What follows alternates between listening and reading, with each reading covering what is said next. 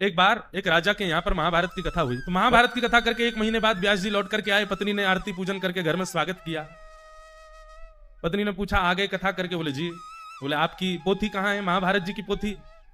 ब्राह्मण देवता बोले अरे मैं तो वो तो भूल ही आया, वहां पे राजा के यहीं रह गई, रुको मैं अभी जाता हूं, पोथी लेके आता हूं। ब्राह्मण देवता दौड़े दौड़े राजा के यहां गए। जैसे ही राजा के यहां पहुंचे, द्वार पर ही राजा की बेटी मिल गई। बेटी ने प्रणाम किया, जय हो व्यास जी, आपके चरणों में प्रणाम। आपने तो 1 महीने के लिए हमारे राज्य भवन को वृंदावन बना दिया।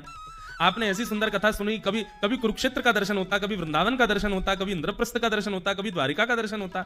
व्यास जी बड़े खुश हो गए, वाह, बिटिया ने बड़े प्रेम से कथा सुनी।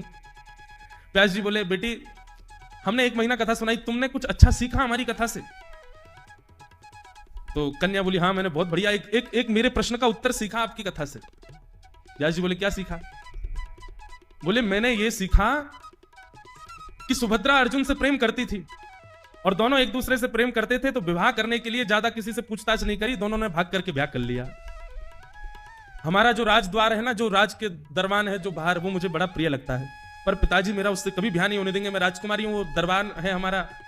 आपकी कथा से मैंने सुभद्रा और अर्जुन के इस प्रेम को भाव को मैंने सुन लिया है, और अब मैं भी उसके साथ भाग के ब्याह करूंगी। कल को मुझे कोई दोष देगा कि अरे तुमने ये क्या कर दिया, तो कह दूंगी व्यास जी ने कथा में सुनाया था, व्यास जी ने कथा में कही थी ये बात, और कथा की सारी बातें अनुकरणीय होती हैं। व्यास जी बोले बिटिया तुझे और कोई नहीं मिला पूरी कथा में, अपने मतलब की बात ही समझ में आई तेरे को बस? बोले अब व्यास जी आप तो आशीर्वाद दो, हम लोग आज रात को ही भागने वाले हैं, बढ़िया हुआ आपसे आशीर्वाद और मिल गया। व्यास जी बोले मेरी पोती कहां, मैं लेके भागूं, उससे पहले राजा पकड़े मुझे। व्यास जी थोड़े और अंदर गए तो राजा का बेटा मिल गया।